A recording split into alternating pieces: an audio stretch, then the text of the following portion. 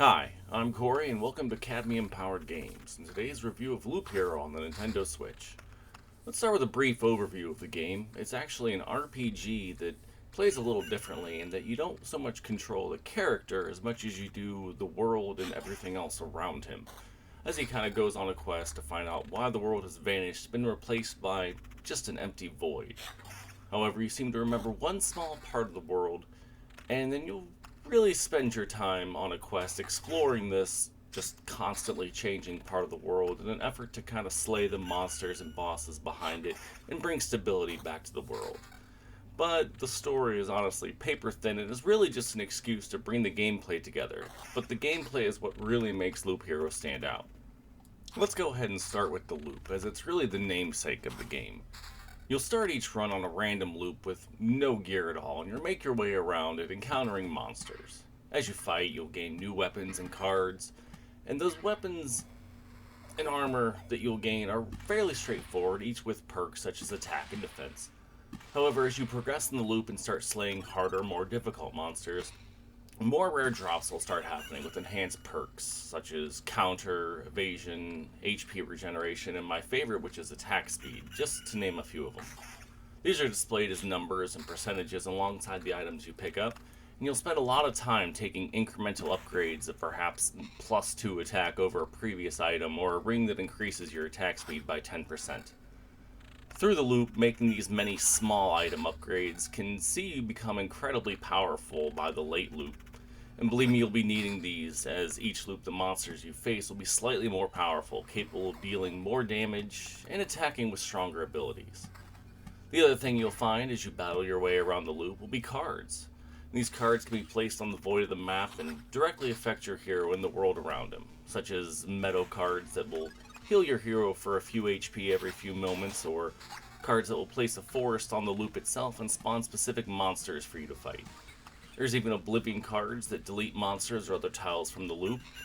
And with a bit over 2 dozen cards to unlock, there are many effects and monsters to experiment with. And you can even change the effects of cards or what monsters appear depending on what cards you put next to others. So there's many hidden interactions.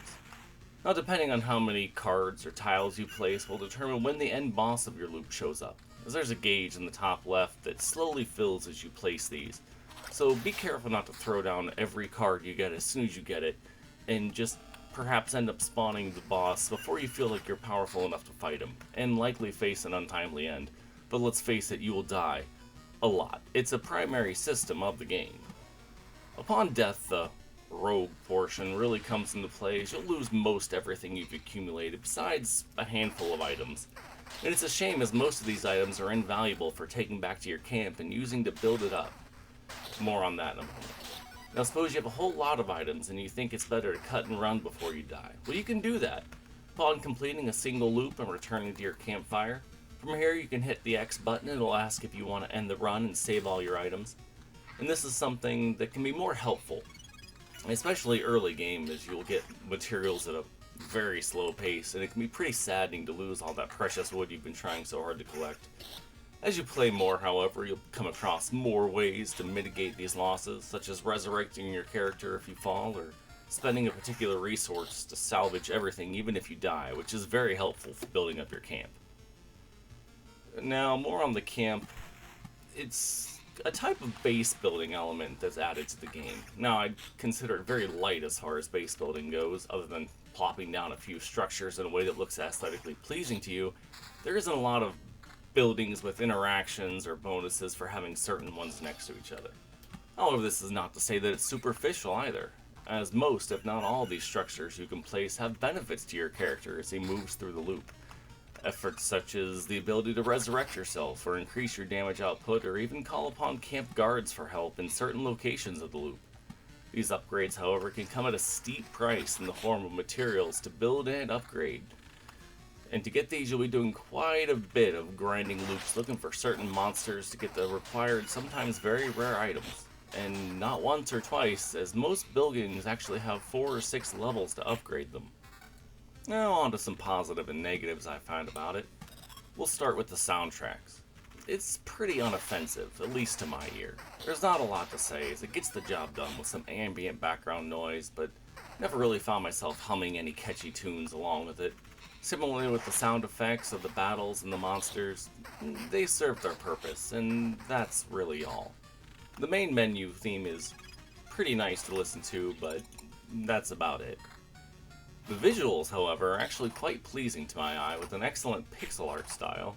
The menus are easy to read and they don't blend together like one would think, especially with the somewhat dark color palette the game really has. And the characters you encounter and talk with are nicely detailed sprites, along with the cards that you'll have to place in your loop, all having small but nicely detailed pictures. However, if I had to point something out I was unhappy with, it would be the enemies and the hero sprite on the actual loop world looking kind of like a small stick figure moving around. It gets the job done, and I understand with how small they needed to be, it was likely the best they could do. I just find it clashes somewhat with the rest of the visual style of it. Performance, however, is not really an issue, at least in handheld, which is how I play all my Switch games other than capturing this gameplay.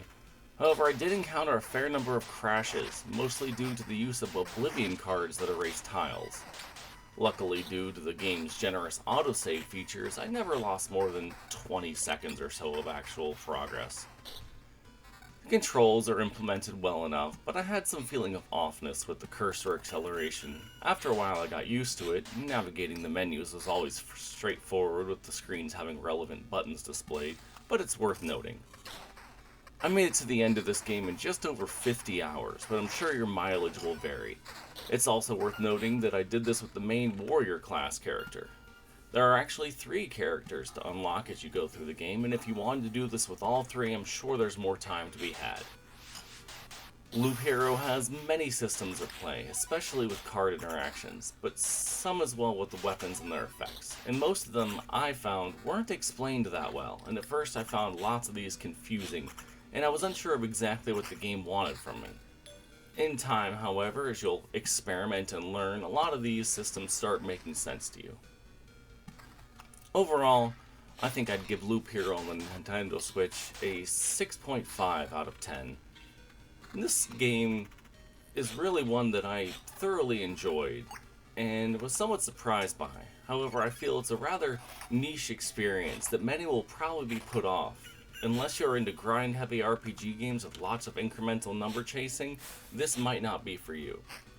And while I think this won't be anyone's game of the year or anything like that, I feel there's a lot of fun to be had here for those with the patience to find it, and I give this my recommendation. And that's it. That's the end of my review here. I'm going to go ahead and leave a few more minutes of gameplay here, just so you can really kind of get a feel for what it is to go through a loop.